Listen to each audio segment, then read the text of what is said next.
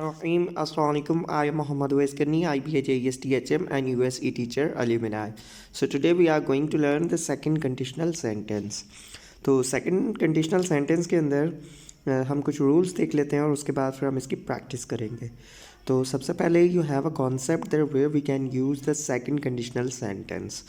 तो कौन सी कंडीशन होती है जहाँ पे हम सेकंड कंडीशनल सेंटेंस यूज़ करते हैं. Number 1, unreal condition. Unreal condition हो, ठीक है, चाहे इन प्रेजेंट हो और फ्यूचर हो. Express the situation that are untrue.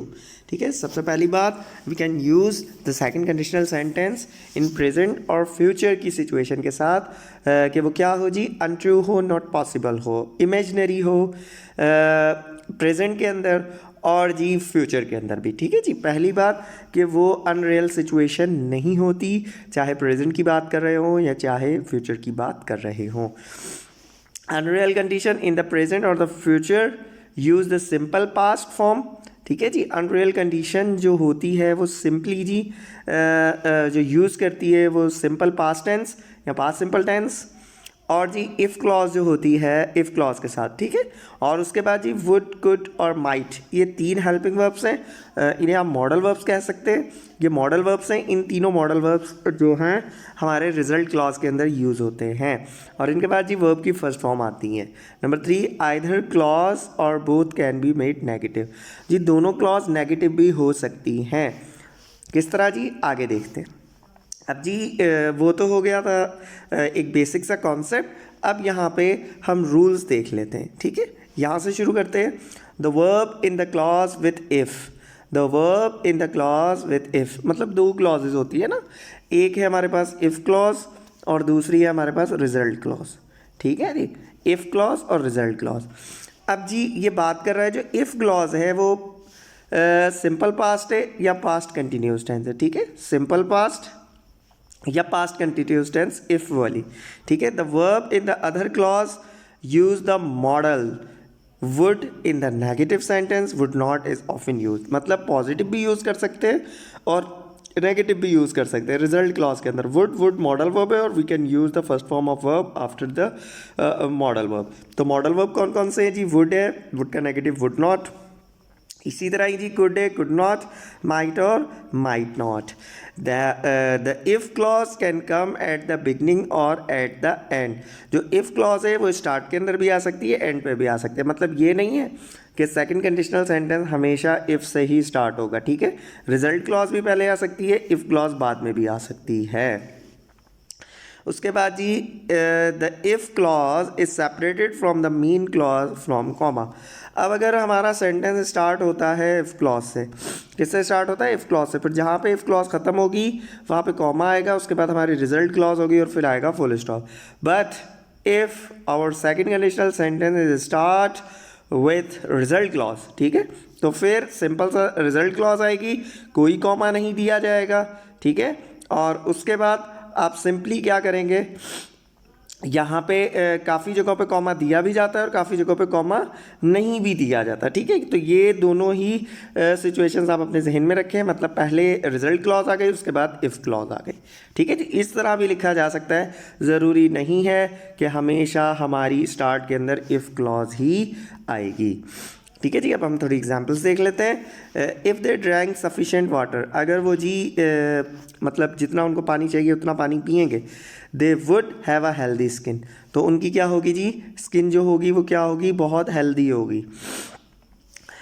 If Sana was watching television, तो हमने ये देखा था कि जी इफ़ क्लॉज के अंदर पास्ट कंटिन्यूस और पास्ट सिंपल यूज़ होता है. ऊपर फर्स्ट एग्जाम्पल के अंदर पास्ट सिंपल यूज़ हो रहा है और नीचे जी जो सेकंड सेंटेंस है हमारा उसके अंदर पास्ट कंटिन्यूस टेंस यूज़ हो रहा है. ठीक है जी, इफ़ क्लॉज से शुरू हो रहा है. If Sana was watching television, अगर जी सना टेलीविज़न देख रही हो, ठीक है, तो लाइट्स वुड बी ऑन, तो लाइट क्या होंगी जी, खुली होंगी. मतलब ये इमेजिनरी सिचुएशंस हैं. ठीक है, उसके बाद अब देखें इफ़ क्लॉज नहीं आ रही, इफ़ क्लॉज नहीं बल्कि रिजल्ट क्लॉज से आपका सेंटेंस स्टार्ट हो रहा है. I would go mad if I received $1 billion, that's a reality for a poor people. ठीक है जी, अगर आपको 1 बिलियन मिल जाए तो आपका दिमाग ख़राब ही हो रहा है ना. तो ये मतलब अनरियल सिचुएशन है ना. तो ये देखें मॉडल वर्ब्स हैं, ठीक है। वुड यहाँ पे यूज़ हो रहा है, यहाँ पे भी वुड यूज़ हो रहा है और यहाँ पे भी वुड यूज़ हो रहा है। If allowed they could sleep the whole day, अगर जी उसको इजाज़त दी जाए तो वो पूरा दिन सो सकता है। अब देखें जी, अब थोड़ा सा इन सेंटेंस स्ट्रक्चर को एनालिसिस कर लें, चीज़ों को देख लें ताकि आपको समझ में आ जाए। देखिए दे और ड्रैंक मतलब वर्ब की सेकंड फॉर्म आ रही है, ठीक है। दे ड्रैंक मतलब पास्ट सिंपल हो गया। उसके बाद वुड है, वुड के बाद हैव, यहाँ पे हैव जो है वो वर्ब की फर्स्ट फॉर्म है। मैंने आपको बताया था मॉडल वर्ब्स के बाद we can use the first form of verb. इसी तरह ही if Sana was watching television, तो ये क्या है जी, पास्ट कंटिन्यूस टेंस हो गया। उसके बाद जी द लाइट्स वुड बी, यहाँ पे बी जो है वो वर्ब है, ठीक है। और बी वॉज बीन, ये अक्सर स्टूडेंट्स को जो है ना ये फॉर्म भूल जाती है, तो काइंडली इसको रिमेंबर कर लीजिए। उसके बाद इफ़ अलाउड, अलाउड क्या है, वर्ब की सेकंड फॉर्म, और उसके बाद कुड के बाद स्लीप वर्ब की फर्स्ट फॉर्म। तो होपफुली आपको स्ट्रक्चर समझ आ चुका होगा सेकंड कंडीशनल सेंटेंस का। अब ये एक्सरसाइज है, काइंडली जी एक्सरसाइज को भी देख लेते हैं।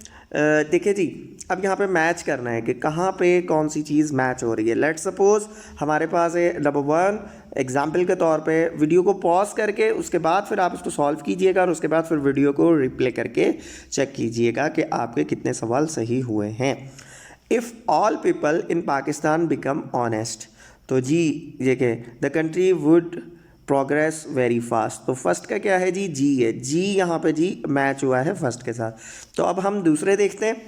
Number 2, I could easily get an A grade in my exam, अगर मैं मेहनत करूँगा, ठीक है जी। तो if I work hard, if I work really hard, तो मुझे कब जी एग्ज़ाम के अंदर ए ग्रेड मिलेगा, जब मैं जी बहुत हार्ड वर्क करूँगा।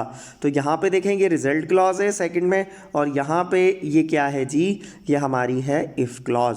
तो इफ़ क्लॉज पास्ट सिंपल में यूज़ होती है, और जो रिजल्ट क्लॉज है उसके बाद मॉडल वर्ब के बाद वर्ब की फर्स्ट फॉर्म आती है। तो यहाँ पे गेट क्या है, वर्ब की first form.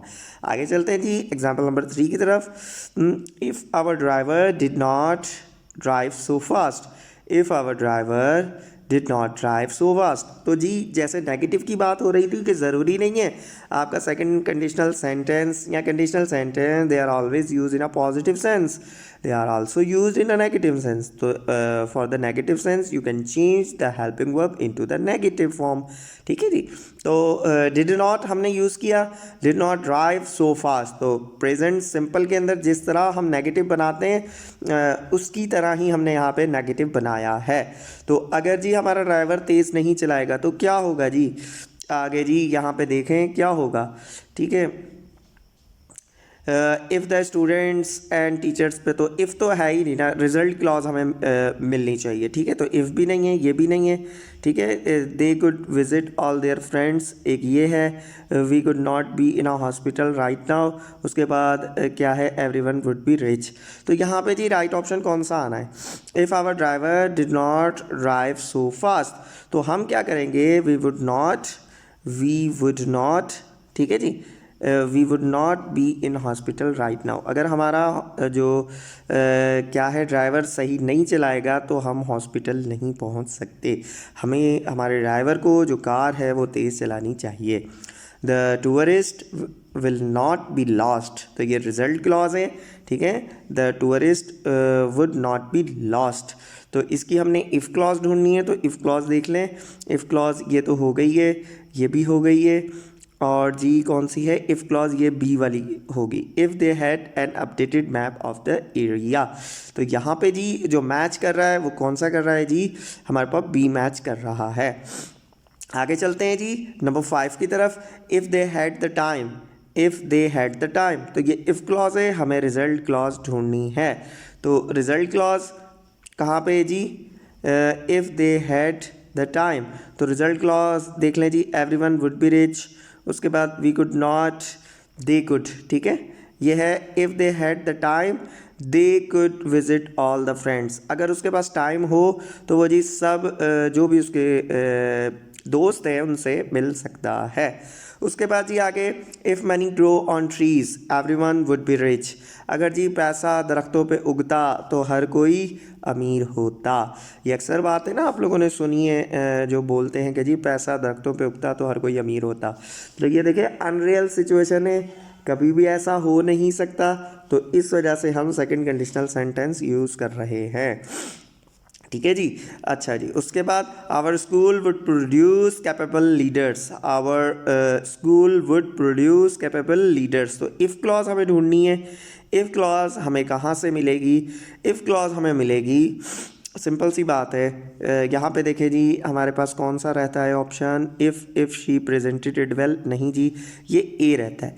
If the students and teacher paid due attention. तो राइट ऑप्शन क्या है 7 का? ए। लास्ट हमारे पास बचा है, हर आइडिया वुड बी एक्सेप्टेड।